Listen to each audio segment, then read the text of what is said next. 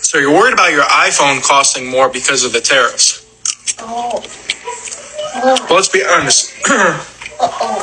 You don't pay for your iPhone anyway. I'd say a very small fraction of people actually go to the Apple store or Verizon or AT&T or wherever you go and actually say, hey, I want to buy an iPhone. Let's be for real. Most times the way you get an iPhone it's either the no money down and they foot the bill for you, or you just pay monthly for it and then a year into your payment you just get a new one anyway. Hang on just a minute. Honey, hey, the house was free. Yeah, we got this whole place for free. Awesome, huh? I know, it's crazy. Man, that's the best news I've gotten in a long time. Yes, we've literally been debating tariffs with people who believe that if you finance something, you don't pay for it. It's free. Now, here's the maddening part. People are going to come into this comment section and say, I didn't have to pay anything for my iPhone. They gave it to me for signing up on a plan. Let me explain something to you. To the people who say there's no such thing as a free lunch, but suddenly want to say there's free iPhones for everyone. If you get a free iPhone for signing up with a plan, the cost of that iPhone is added to the plan. Yeah, you either pay more for your monthly rate, or you literally just finance the phone. Oh, and by the way, if you get rid of it after a year, that finance carries over, just like if you trade in a car that you're upside down on. Yeah, it's the same thing. There is no scenario where you go get a new iPhone and you don't somehow pay for it. That's not a thing. So not only do you believe that the other countries actually pay the tariff, not only that, you believe that not only do they pay the tariff, they also give you their products for free. That's what you're saying. And this coming from the people that want to teach us economic literacy. Yeah, these people want to teach us economic literacy. And by the way, kudos to China for buying their soybeans from Brazil now instead of the United States, because I am pretty sure we're watering them with Dr. Pepper at this point. Yeah. Although it wouldn't technically be watering, it would be Dr. Peppering. We're doomed. We are completely doomed. Hey, whatever. Have a great day. Thanks. China has escalated, and President Trump responded very courageous. Hi, good morning, American friends. I heard now the eggs is very expensive in America. It's true? And the egg prices are down 87%. But nobody talks about that. You can have all the eggs you want. We have too many eggs. In fact, if anything, the prices are getting too low. I'm sorry, what? The price of eggs is too low? No.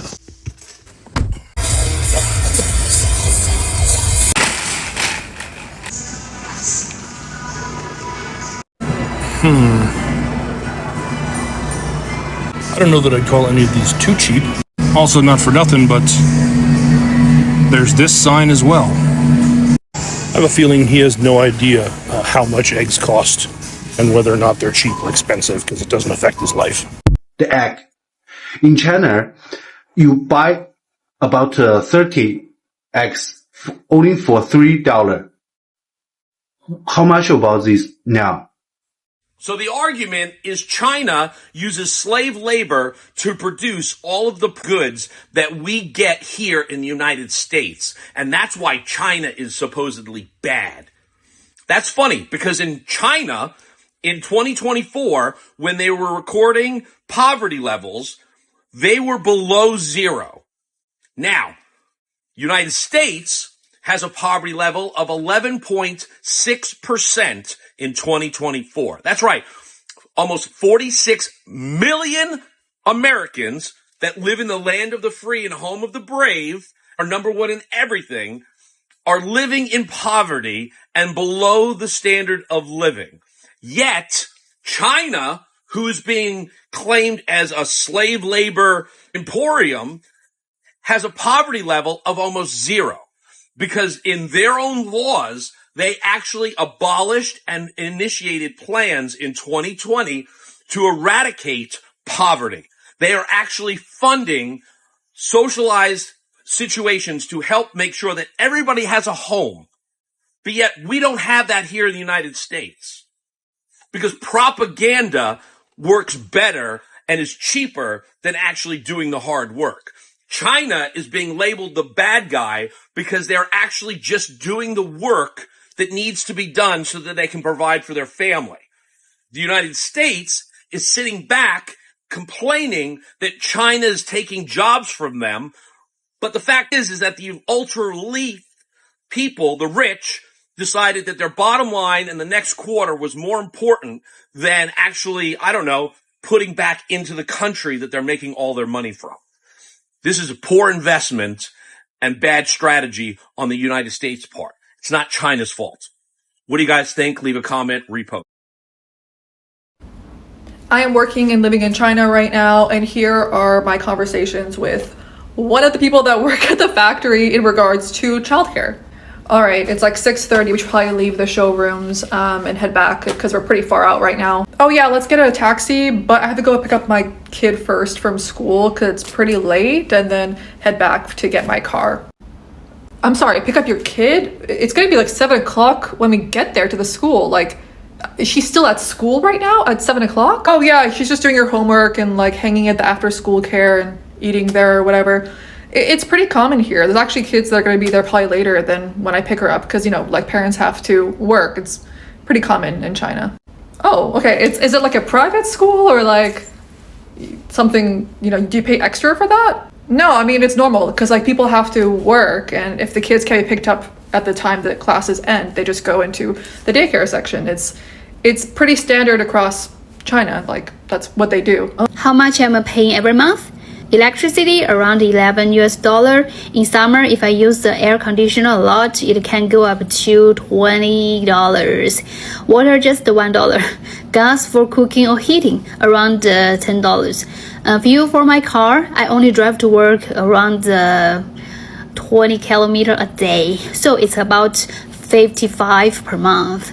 Phone bill, $5, which includes 5 GB of data.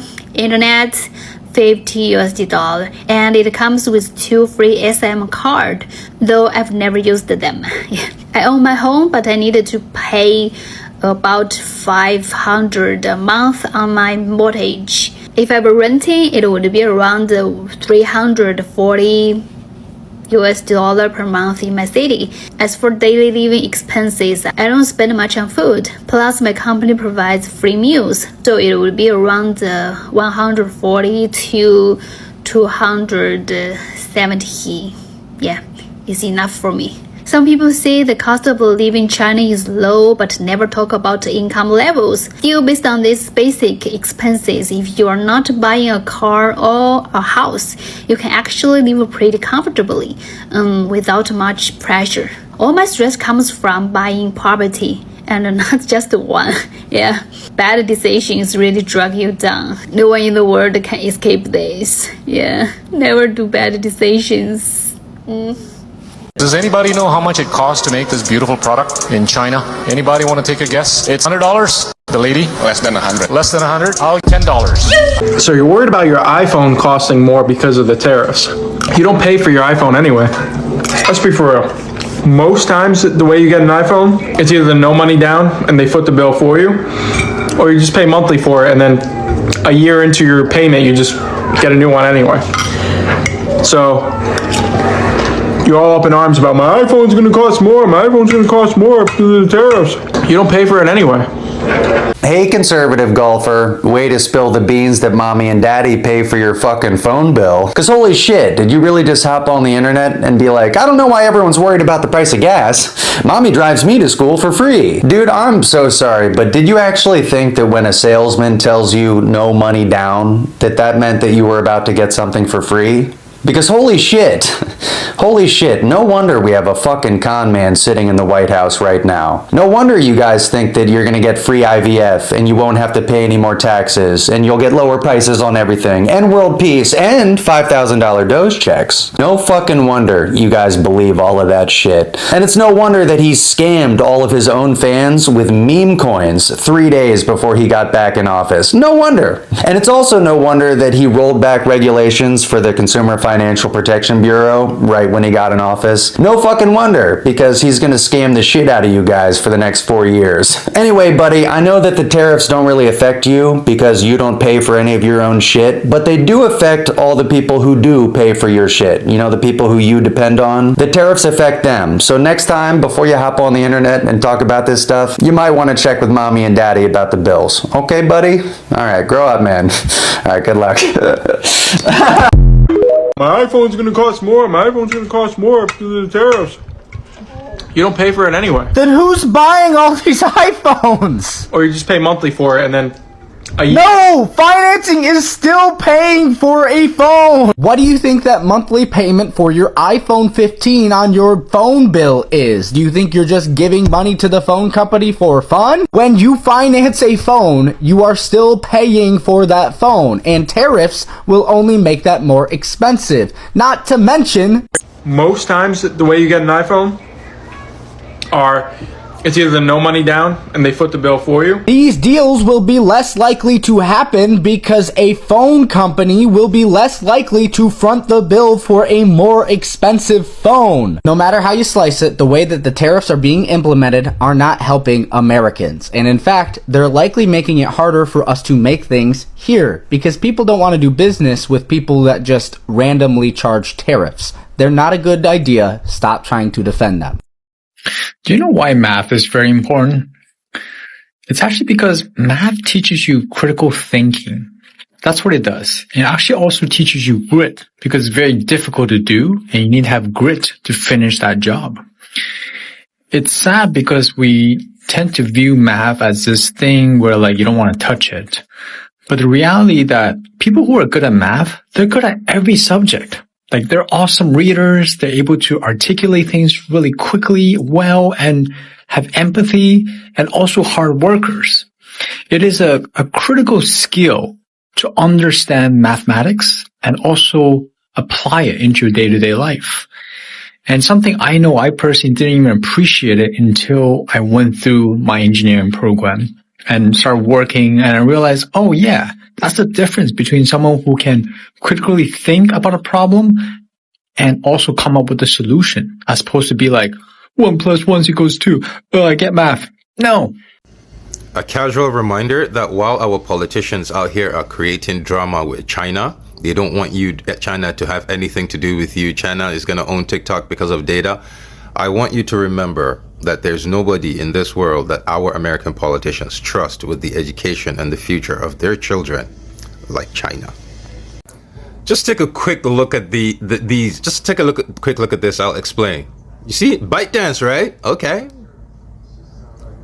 I'll explain. Just keep watching. I'll explain. ByteDance. You see, Primavera? Okay. As you know, I would say 90% of politicians in America have their children in private schools. Sorry. They have their children in private schools. Well, as you know, private equity is everything in America. That company, Primavera, owns majority of the private schools in America. One of the things that it owns, Primavera is a private equity from China. One of the things that Primavera owns is ByteDance. You see where this is going? So politicians have an issue with China owning TikTok because it has American data. But they don't have an issue with the same company that owns TikTok picking out the curriculum for their children to study in school. I'm not going to say, I'm going to play hardball with China. I'm going to play hardball with you, President Xi. No. We're going to be very nice. Do you know the saying, No one knows China better than me. What do people in China say about Trump? Okay, let me tell you all about it. In China, people refer to Trump as the Dong Wang, the king of knowledge, because he sounds like know anything in the world. And Trump's favorite catchphrase is, no one knows more about virus, no one knows more about tax, and no one knows more about China than I do. Yeah, that's why we call him Dong Wang. But that's just the view of Chinese people. What do you think about Trump's behavior? Leave your comments in the comment section below and let's discuss it together. President Trump and his government's logic is completely absurd. Tariffs are making us rich. We're taking in billions and billions of dollars. Has this man ever even Googled what a tariff is, even once for funsies? You're literally taxing your own citizens and bragging about it on national television. Stop it! These billions of dollars are not coming from China. They're coming through America. You're not Robin Hood. You're just robbing your own citizens. This is not bigly news. This is embarrassingly loud proof that you have no idea who's actually paying for this stunt. It's not China. It's Joe from Wisconsin trying to buy a 2x4 from Home Depot that now costs him 25% more. Sorry, Joe. I'm at the point where I don't even think this is real. It's just a comedy sketch on Saturday Night Live at this point. Please let this kind of delusion never find me. I could never do well in a cult. I question everything, including Joe's 2x4, that he shouldn't have had to pay 25% more for. I just had lunch with some friends who used to work at the Department of Justice. They no longer work there because they've all resigned. They have resigned along with many other colleagues because they were asked to do things that were not legal nor defensible. Let me repeat that. These people are attorneys and they were asked by this current administration to perform tasks that are illegal and not defensible. This should really disturb you, like it does me. These are people who have given their lives to this type of service and are being forced to resign or face possible punishable offense. This app is scheduled to go dark in less than 3 days. Please go ahead and follow me on my other platforms. They are linked in my bio. Yeah, I think that's true. I think the sad part about US, and that's why we talk about homelessness a lot about US, is that we just see so many of them on the streets, right? And we don't do anything about them. And the sad part is how wealthy US is, right? How much funding we get in United States in terms of everything. Yet we still have a homeless problem. And to be honest, we all just look other way. We don't really help them. It's sad. I think it always existed in United States and across the world, obviously. But it's sad when we have so much, yet we can do so little for these people. Hey, how's it going? You know, I'm really surprised at how people seem to be of the opinion that if Donald Trump just keeps up the pressure on China, that they will eventually cave and give him what he wants. They'll be coming begging him to make a deal. That's not going to happen. It can't happen, for one thing. It can't happen because China would be up shit creek without a paddle if they did. And there are reasons for that. Now, prior to the late 1830s, okay, everybody wanted to trade with China because China had all this great stuff, okay, like tea, porcelain, and silk. People wanted these things and willing to pay generously to get them. But there really wasn't much China wanted from the outside powers. I mean, China felt we have everything we need. What could you possibly have that we would want? We'll take payment in silver. Now, the British came to the decision that, well, we can't keep paying all this silver out to China for the stuff we want from them. We'll offer them something in trade that they would like. And they came up with the idea of trading opium to China. China said, absolutely not. They weren't stupid. They had already had bad experiences with opium addiction in their country in the past, and they didn't want to go through that again. So they just told the British, absolutely not. Well, the British didn't take no for an answer. And they launched the Opium War to force China to allow them to bring opium into their country. Okay.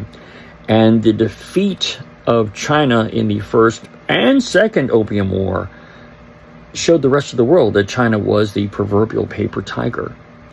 That if they wanted something from China, all they had to do was just go there and take it. And that's what Japan did in the first Sino-Japanese War. All right. That's how Japan got its hands, I believe, on Taiwan. All right. So for the next 110 years, outside powers took territory away from China and forced China to open ports to them. And any sort of resistance on the part of China to outside powers was met with more unequal treaties and military intervention, such as the Boxer Rebellion. Okay. Now, China considers the end of the century of humiliation, of the 100 years of shame. It's called by various names.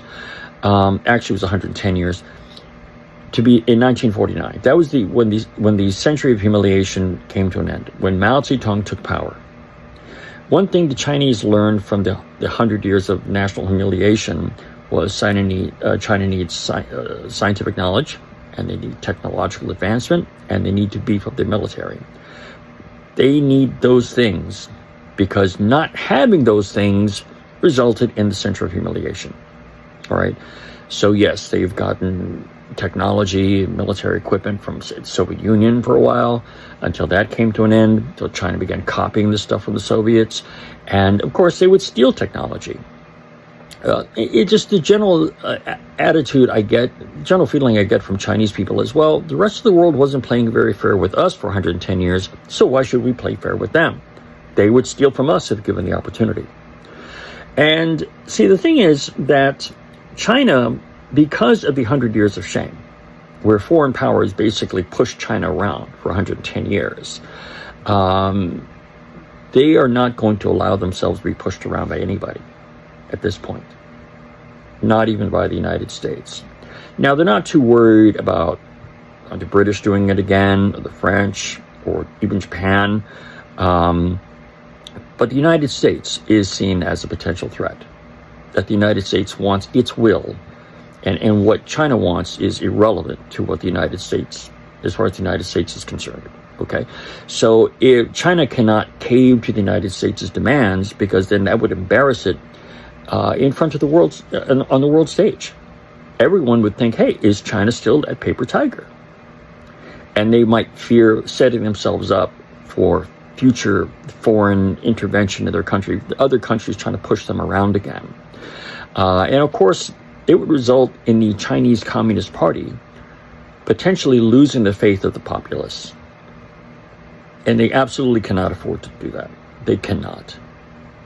The people of China today have a much better quality of life than their grandparents did. And this is because of the Chinese Communist Party. So the Chinese Communist Party caves to the demands of a foreign power and allows this foreign power to push it around and tell it what to do. People might lose faith in the party.